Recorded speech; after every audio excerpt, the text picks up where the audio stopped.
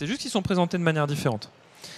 Évidemment, là je l'ai fait sur le revenu. Si on veut avoir sur les opinions politiques, par exemple, c'est complètement caricatural. Vous avez la gauche à droite et la droite à gauche. Donc ça, plutôt projet rigolo, projet d'autant plus rigolo qu'il a été construit par des étudiants en quelques semaines. Et ce que j'essaie de faire à l'ENSAE, c'est de leur faire construire des choses comme ça, avec plus ou moins de succès, etc. Mais voilà l'objectif. Donc, premier élément, première manière de faire, éditorialiser la donnée différemment. C'est-à-dire, vous rentrez, vous dites, OK, c'est quoi ce qui est intéressant pour un Parisien? C'est de rentrer par sa station de métro. Je vais directement, du coup, lui afficher sa station de métro et des données en fonction de ça. Deuxième sujet, et là qui est complètement relié à ce jeu de données que je vous présentais. Ici, vous avez en fait des salaires qui sont notamment présentés sur hommes et femmes. Et on sait, parce qu'en fait, il y a des études hyper poussées qui ont été faites par le HSS, notamment en France, que l'écart de salaire entre les hommes et les femmes, il est beaucoup plus grand à partir du premier enfant. Au début, des carrières, aucun souci. Et dès le premier enfant, on voit en fait, j'ai pas de main, mais la courbe des hommes qui fait ça, la courbe des femmes qui reste stagnante. Deux positions par rapport à ça. Soit on se dit l'étude est là, c'est irréfutable, c'est parfait, on le sait, etc. Et puis bon, on la laisse dans un placard et ça reste une discussion de couloir à l'EHSS. Je caricature, hein, je suis désolé, j'espère que personne à l'EHSS me dit ah, c'est pas vrai, nous on communique, etc. Mais bon, bref. Soit on fait ça, soit on dit ok, en fait, c'est pas possible, il faut qu'on fasse quelque chose contre ça, il faut que le maximum de personnes soient au courant de cette réalité. Et pour ça, on peut construire un mini-sujet, qui en fait sera quasiment une sorte de déclinaison de cette étude. J'ai une étude super sérieuse, elle fait 4 pages, mais c'est un papier scientifique. Je peux en faire un petit truc pour amuser tout le monde. Comment j'amuse tout le monde avec ce sujet? J'ai recours à une technique hyper simple à mettre en œuvre sur le web qui s'appelle la personnalisation. Là, ce sujet qui a été fait par WeDoData, ça a été particulièrement bien traité, ils ont poussé les choses hyper loin. Ils ont poussé les choses hyper loin comment? Je vais faire le test pour vous, on ne pourra pas tous le faire. Je suis un homme, et en fait, vous l'avez lu, mais c'est la question qu'on me pose, c'est une femme gagne-t-elle autant que vous? Je suis un homme, j'ai 29 ans, donc je vais rentrer. Là, on me demande de bosser un petit peu, donc on essaie de le faire un peu plus sympathiquement avec quelques clics. Je vais pas dire que je suis ingénieur informaticien, parce que c'est pas rigolo. Je vais mettre boulanger, faire un truc avec mes mains. Je vis en Ile-de-France. Et en salaire, je vais mettre le salaire médian, net, en France, qui est environ de 1 500 €. Quel est le verdict? Eh bien, à l'année, avec 1 500 €, je gagne 18 000 € net, c'est ce que j'ai sur ma feuille de salaire. Et une femme, à poste équivalent, dans la même région, avec le même âge, elle ne gagnerait que 17 149 €. Pourquoi? À vous de le dire. Et là, vous voyez, en fait, avec la personnalisation, je suis passé, mais littéralement, de ça, qui est un jeu de données que j'ai essayé de... Bon, bref, je ne vais pas vous l'ouvrir, mais c'est un Excel, quoi, avec 50 colonnes et 36 000 lignes, à ça, qui est un contenu où on est venu me toucher moi, dans mon intimité, de mon salaire que je ne partage pas d'habitude. Et là, je l'ai donné à la machine pour qu'elle me renvoie une information. Vous voyez comment on peut basculer de quelque chose qui est hyper théorique, à savoir de la donnée, à quelque chose de très pratique. C'est toi, combien tu gagnes? Toi, combien tu gagnerais si tu étais du sexe opposé? Ça, c'est ce qu'il faut faire. Là, vous vous dites, waouh, c'est quand même... si vous êtes praticien, qui est praticien là? Qui fait des data viz d'habitude? Ok, vous avez deux personnes. Bon. Une rapide phrase, si vous dites moi je suis praticien, je fais des courbes et des camemberts, quoi. Enfin, ça va, quoi. J'ai pas besoin de faire ça. Et effectivement, là, j'utilise volontairement des objets de communication très grand public qui doivent capter plusieurs centaines de milliers de personnes qui vont s'amuser avec. Voilà, on met les moyens, on passe du temps, etc. Mais hors de question de faire ça à chaque fois qu'on a besoin de faire la moindre presse pour le lendemain en 2 heures. Alors qu'est-ce qu'on fait? En fait, je vais prendre le problème à l'envers. Je vais vous montrer quelques trucs qu'il ne faut pas faire. Qui déjà, en fait, si on les respecte un tout petit peu, vous donneront énormément de possibilités. Donc c'est les do and don't. Et je vais vous charger les images. Le premier don't, en fait, c'est de ne pas utiliser des airs pour coder de l'information. Donc là, ce que la personne a essayé la personne qui a créé cette vise a essayé de faire remarquer, c'est que 33%, c'était le nombre donc, de personnes qui... pardon, c'est le e-commerce aux États-Unis, 33% passent sur mobile. Et en fait, 33%, ce que la personne a voulu exprimer, c'est que 33%, c'était un tiers, cette distance-là, c'était un tiers de cette distance-là, jusqu'à la frontière du Canada. Et en fait, si je vous enlève le chiffre maintenant, et que je vous demande, je vous pose la question, c'est quoi le chiffre? Vous savez pas. Vous pensez que c'est plus petit. Pourquoi? Parce qu'on a la Floride, enfin on a un découpage, alors que là on a une grosse masse. En fait, vous allez me dire 10, 15, enfin je fais pas jouer la salle parce que j'ai un autre jeu derrière, mais bon, vous serez très loin de 33%. Donc le don't, c'est ne pas colorier, et le do, qu'est-ce qu'il faut faire? Vous cachez le chiffre. Si l'info est pas là, si les gens autour de vous, votre grand-mère ou vos amis sont pas capables de vous dire, de vous retranscrire l'information, vous avez colorié ou vous avez joué pour rien avec une vise. C'est un principe de base, mais vous cherchez à transmettre de l'information visuellement. Le chiffre peut être en appui pour rendre ça encore plus précis, mais si quand vous enlevez le chiffre ça ne marche plus, c'est que vous faites fausse route. Oui.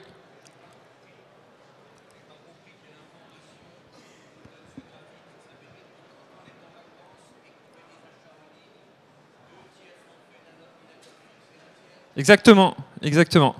Exactement. C'est 2 tiers des achats sont faits d'un ordi et un tiers est fait depuis un mobile. C'était ça l'info qu'on voulait passer. Là, peu importe le sujet, c'est 33%, on ne les retrouve pas en fait. Enfin, deuxième don't, éviter à tout prix l'utilisation du pie chart. Sauf dans un cas bien précis. Un pie chart, ça ressemble souvent à ça. Et notamment quand on en met 50, ça ne marche pas. Il ne faut pas se faire d'illusions. Là, c'est caricatural, mais parce qu'il y a beaucoup d'informations. Mais même avec 4, ici, bon, là c'est tiré d'un blog qui s'appelle What the fuck Vise, WTF Vise. Bon, on comprend que la somme fait pas 100, donc ça pose un problème. Mais même quand la somme fait 100, franchement, c'est illisible. Il faut arrêter avec les pie charts. Pourquoi? Parce qu'en fait, on peut faire ça. Quand vous mettez plus de 2 grandeurs, 2 dimensions, enfin 2 éléments sur le pie chart, ça devient très vite illisible. Avec 2, là, vous pouvez commencer à avoir un peu de matière, et là, ça peut commencer à marcher. Pourquoi? Parce que là, effectivement, on voit bien, ici, je suis à plus de 25%, là, je dois être à un tiers à peu près, ici, je suis un tout petit peu en dessous de 50% pour le jaune, là, un peu plus de 2 tiers, et ici, moins de 75%. À 2, ça marche. Au-delà de 2, méfiance. Méfiance, méfiance, méfiance, méfiance pour le pie chart. Autre don't. Évitez les représentations en 3D. Come on. Enfin, tout le web est flat aujourd'hui. Vous voyez ce que ça veut dire, flat? Flat, ça veut dire pas de relief. Pourquoi on met pas de relief? Parce qu'en fait, on perd les gens. Pourquoi on perd les gens? Bah, tout simplement parce que... Alors, tout simplement, bon, les gens sont un peu loin, mais ici... Vous voyez toute cette partie verte du camembert, je vais pointer plus tôt. Toute cette partie verte du camembert ici, ce rectangle, il fait une certaine taille qui correspond simplement au relief qu'on a ajouté à cette barre verte. Et en fait, cette taille, elle fait déjà 1, 2, 3, un quart de la barre jaune. Si je vous enlève les chiffres et que vous commencez à regarder uniquement les airs, vous serez perdu et encore une fois, vous aurez l'impression que c'est un quart de plus. Donc pas de... Évitez les diagrammes en relief, c'est pas un sujet, il faut pas le faire. Super Tricks, je sais pas si vous avez... Enfin, il est un peu ardu, mais si vous le prenez, si vous repartez chez vous avec, j'ai gagné. Quand un graphe commence à être trop compliqué, et que vous... Bien souvent, en fait, il y a un truc super simple à faire, il faut en faire 2. C'est con. Mais, enfin... Nous, ça fait 2 ans, on construit une boîte sur ça. Ah, bah ouais, ton graphe il est trop compliqué. On va faire 2. Ah, ouais, c'est plus simple. Bah ouais, c'est plus simple. On raconte 2 histoires et les histoires sont différentes. Donc ici, par exemple, on a des courbes qui présentent jour par jour la performance quand on charge Netflix avec des opérateurs américains de télécom. Je suis Windstream, Cox, etc. Sérieusement, enfin, on voit rien. On apprend juste que Charter est premier et que Clearwire est le dernier. Et en fait, moi, souvent, j'ai un seul, et je reviens à ma leçon de tout à l'heure sur la personnalisation. Moi, je n'ai qu'un opérateur et je veux savoir s'il est bon ou s'il n'est pas bon. Si mon opérateur, c'est Time Warner, bah, je peux faire soit deux graphes, et en fait, là, je fais carrément un top 5, etc. Soit un seul graphe, et on me dit, j'ai Time Warner, je te mets une comparaison, donc un comparable, donc une moyenne en fait de tous les autres opérateurs. Je te mets le premier, je te mets le dernier. Voilà, tu sais où te situer. Et c'est tout simple, mais en fait, des fois, il faut réussir à penser différemment et se dire, ok, mon client, mon collègue ou moi, j'ai envie de voir toutes les courbes en même temps. C'est bien, je commence par ça. C'est ma V0 dans une méthode un peu agile. Très bien, je m'aperçois, et je dois être honnête avec moi-même, qu'on ne comprend rien. Et donc dans ce cas-là, je reviens en arrière, je construis un graphe un peu différent, ou j'en construis un deuxième. Dernier exemple, qui là est tout droit sorti de Tufteux, justement, que je vous invite à aller voir ensuite. Ici, on compare le déficit du budget du UK à d'autres grosses sommes d'argent. Donc par exemple, on compare la somme des richesses personnelles des gens au Royaume-Uni, on compare aux income tax, donc l'impôt sur le revenu, on compare à ce qu'on dépense en assurance santé, et on compare à ce que dépensent le local governments, donc c'est préfets et autres là-bas. Et là, donc, le but affiché de cette visualisation de données, qui est jolie, hein, parce que là, l'aspect cosmétique est cool, c'est de comparer ce rectangle-là à tous les autres. Okay ? Donc là, avec ma souris, je peux commencer à aller voir. Mais en vrai, ce que je prétends, c'est que cette vise, là, ça s'appelle un trimap, c'est un échec. Pourquoi ? Parce qu'en fait, c'est très difficile de comparer les différentes aires, toujours. Je suis désolé, les aires, ça ne marche pas. Notamment parce que si on joue... les premiers rangs n'ont pas le droit de jouer, il n'y a que les rangs du fond qui ont le droit de jouer.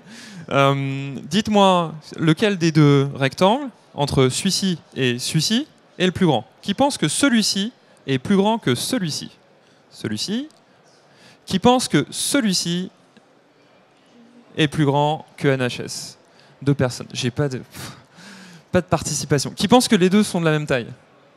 Bon, ok, vous avez une bonne vue. Très concrètement, c'est une aire, c'est difficile à comparer. Et encore une fois, il faut mieux s'en méfier et ne pas le faire. Du coup, qu'est-ce qu'on peut faire ? Et je vais passer rapidement sur ce jeu. Je vais finir avec un petit jeu du même acabit que tout à l'heure, mais hop. On va comparer en termes d'air ces deux cercles. Et ce que je vous demande, la question que je vous pose, c'est combien de petits cercles faut-il pour remplir en fait le grand cercle et pour avoir exactement la même aire ? Qui pense qu'il faut 2 petits cercles pour faire le grand ? 3, 4, il y a 3 personnes, 5, 6 personnes, 6, ok, 7, 3 personnes, 8, 4, 5 personnes, 9, 10, 3 personnes, 11, qui pense que c'est plus que 11 ? Une personne. Vous avez trouvé ? Je vous trouve particulièrement attentif et vous avez envie de jouer, c'est cool. Même chose avec des barres maintenant. Qui pense que cette barre, c'est 2 fois... Enfin, qui pense que la grande barre, c'est 2 fois la petite ? 3 fois, 4 fois, 5 fois, une personne, 2 personnes, 6 fois, 5, 6 personnes, 7 fois, 8 personnes, 8 fois, 4 personnes, 5, 9, 10, ok. 10, 2 personnes, 11, au-dessus de 11 personnes. La réponse, donc là, par rapport à si je suis le seul à être dans le bon sens, mais je vous fais le... Sur les cercles, on s'étend de 3 à 11, et c'est plutôt bien réparti. Sur les barres, vous êtes plutôt autour de, je dirais, 6 à 8, avec une concentration plus forte. La bonne réponse, c'est 7. Et ici, c'est très difficile à évaluer. Ici, en fait, c'est beaucoup plus facile pour votre œil. Point complètement théorique avec des super études de la mort qui tue que j'ai lues pour vous et dont je vous ressors uniquement ce qu'il y a comme ce qui est le plus important. Voici une échelle du plus précis du moins précis au plus précis sur comment bien faire percevoir une information, comment bien coder une information grâce à des codes graphiques. Le pire du pire, c'est la distinction de couleurs, à savoir utiliser un rouge pâle versus un rouge foncé. Pourquoi? Parce qu'en fait, enfin rouge ou autre couleur.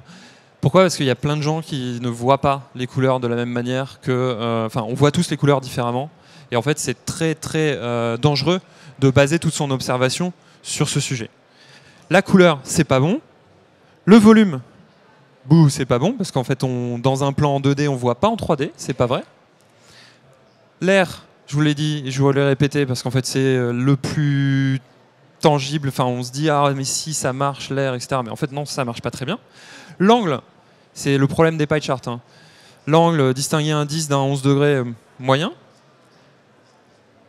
c'est pas... Enfin, pour moi, tout ça, en dessous de cette ligne, on essaie d'utiliser au minimum. Voire pas du tout.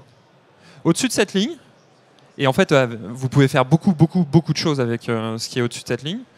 Vous pouvez notamment utiliser la pente. C'est, vous voyez ce vieux réflexe quand on place un tableau, et qu'il y a beau avoir un demi-degré d'inclinaison en trop d'un côté, on le voit. Et on ne voit que ça ensuite, hein, parce que dans son salon, il n'y a qu'un beau tableau, on vient de l'acheter, on a passé 3 heures à le planter, et il est toujours pas droit. Il y a toujours quelqu'un pour repousser. En fait, les pentes, c'est hyper efficace. La longueur, bah oui, parce qu'en fait, quand je mets 2 barres l'une en dessous de l'autre, je vois assez vite quelle est la plus longue. La position, oui, quelque chose qui est au-dessus d'autre chose, bah, ça va beaucoup plus vite. Une fois que je vous ai montré ça, je reviens sur mon exemple d'après, et je finis avec ça, je prends 5 minutes de questions. C'est, du coup, tout à l'heure, j'avais ce graphique, qui est un... Pardon, hop, pas évident avec...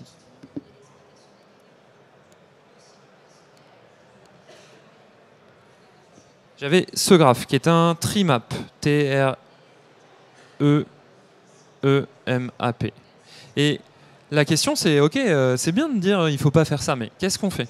Ben, avec ce que je vous ai montré tout à l'heure, en fait, ce qu'on fait, c'est qu'on commence par positionner les différents sujets, donc les différentes sommes d'argent qui sont dépensées. Donc, parce qu'on veut comparer au budget, au déficit du budget, des grandeurs. Ben, on commence par classer ces grandeurs. Là, toutes les grandes sommes d'argent, je les classe de la première à la dernière. Je viens placer mon motif comparable avec un autre signe graphique. Donc là, en fait, une simple barre verticale. Et du coup, j'ai immédiatement, voilà, j'ai 4 grandeurs qui sont au-dessus, plusieurs autres qui sont en dessous. Je garde mon... Tout à l'heure, j'avais codé avec la couleur le type de dépense. Est-ce que c'était des taxes? Est-ce que c'était des rentrées d'argent? Est-ce que c'était des dépenses, etc. Je continue à garder ce color coding qui marche en fait, si quelqu'un veut rentrer dans la donnée. Et j'ai quelque chose de beaucoup plus simple. Beaucoup moins sexy, on va dire, attractif, ou en tout cas qui en jette beaucoup moins. Ça fait moins nouveau. Ça a moins l'apparence de la nouveauté. Mais c'est hyper efficace. Ça marche. Et vous ne paumez pas l'utilisateur en face de vous.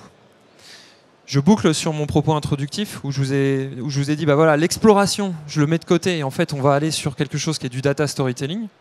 Et en fait, sur le data storytelling, vous n'êtes pas obligé de faire des choses très compliquées pour convaincre et pour faire passer vos messages. Bien au contraire.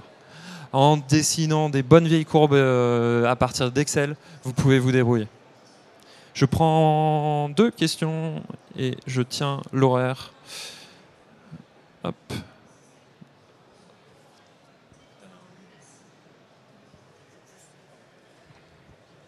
Le trimap, alors vous le conseillez pourquoi? Le trimap, je le déconseille plutôt. Il y a un cas où en fait vous pouvez l'utiliser, où il est quand même efficace, c'est quand vous avez une information hiérarchique. Donc notamment avec, je dirais, admettons 3 niveaux. Pas 2, mais 3. Ici en fait, j'ai un peu triché, il y a une information qui s'est perdue dans la relecture du diagramme. On était parti où là en fait on a un gros rectangle et on dit dans ce rectangle, il y a 2 sous-ensembles.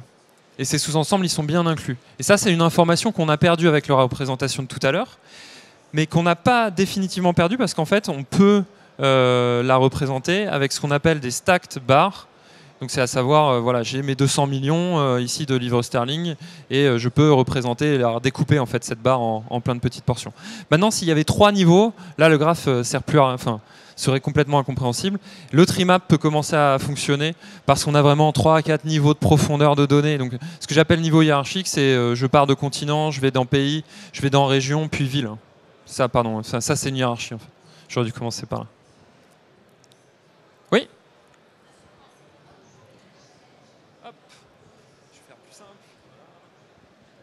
Moi, je remercie. Sur les présentations en entreprise, qu'est-ce que vous pensez de l'utilisation des ce qu'on appelle les radars? Après, ça dépend des étoiles d'araignée, ce que vous voulez. En tant qu'ancien acheteur chez la Fnac, je dis un peu ancien parce que maintenant j'achète beaucoup sur Internet, j'ai toujours été passionné, vous savez, par les bouquins de présentation, on l'a tous vu, je choisis un appareil photo et je choisis le radar le plus étendu. Je pense qu'ils ont fait, c'est incroyable, ils ont fait foi. La représentation radar, elle marche bien.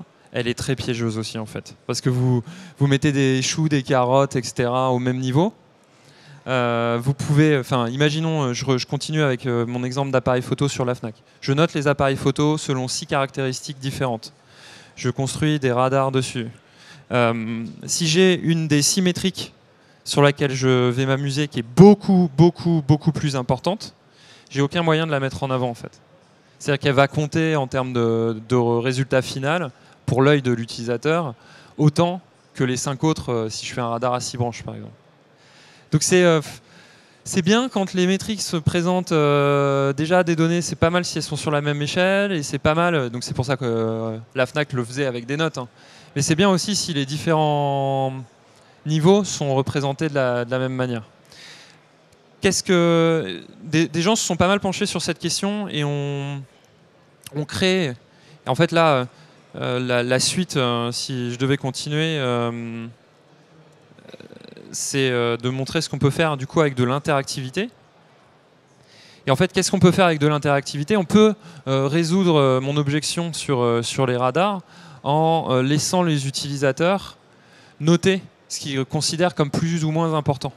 Donc là, en fait, on a le classement avec l'IDH, donc l'indice de développement humain, de tous les pays du monde. Et vous voyez, par exemple, on a le Canada ici, que j'ai un petit peu de mal à comparer, mais on me l'a classé par rang et je vois que c'est un peu plus grand que le Portugal ici, mais bon. Si pour moi, ce qui est le plus important, c'est de trouver un job là-bas, en fait, je peux changer la composante. Et là, ça vient se rediriger. Et donc ça, c'est pas mal cette interactivité-là. En fait, je fais un peu vite, mais les feuilles, là, c'est un radar, hein. Enfin, c'est pareil, on est d'accord. Plus le pétale est gros, plus c'est gros. Ok, c'est le radar. Mais j'ai ça, mais avec la possibilité pour les gens de se dire, ok, moi je veux être satisfait de ma vie, et enfin, je veux être dans un pays où les gens sont satisfaits de leur vie, je veux être dans un pays où les jobs sont hyper importants, je veux être dans un pays où on se sent en sécurité, et le top, c'est l'Islande, enfin c'est la Suisse, suivi de l'Islande, et suivi de la Norvège. Je fais 1 minute sur mon activité pro du moment, celle où voilà, pourquoi je me lève le matin et comment je me suis retrouvé à l'ENSAE. En fait, j'ai créé il y a 2 ans une entreprise qui s'appelle Toucan Toco, qui descend les principes dont on parle, dont je vous ai parlé aujourd'hui, dans un produit logiciel qui aide à la performance des entreprises et qui aide à la performance notamment des utilisateurs non technophiles, les non experts. C'est le data storytelling pour les RH, pour le marketing, pour les directions financières, pour le top management, pour les forces commerciales, et pas un nouveau jouet pour les data scientists. Population qu'on adore par ailleurs, sans souci, notamment parce qu'on leur enseigne et on leur donne du temps. Mais vraiment, notre sujet, c'est de passer d'une info compliquée à une info de performance d'entreprise, à une info hyper simple. Et pour ça, on leur met dans les mains un produit qui est notamment disponible partout, donc toujours sur mobile, peu importe la plateforme, qui est utilisable par un enfant de 5 ans. C'est vraiment super simple. Quand ça commence à être compliqué, en fait, on fait plus, on arrête. Troisième principe, c'est on met en production des projets en 2 mois. ce qui dans notre industrie est vraiment une performance et super rapide. On a des clients chez qui il n'y avait rien il y a 2 mois, qui aujourd'hui ont 600 utilisateurs. Là, cette semaine, on a lancé un nouveau projet, qui ont 600 utilisateurs qui se connectent tous les jours sur la plateforme. C'est court. Et ensuite, on vient se greffer dans n'importe quel système d'information. Donc, on sait absorber des données qui viennent d'à peu près n'importe quelle source, moyennant un petit effort d'intégration. Voilà. Je vous remercie pour votre attention. Je suis désolé pour le retard.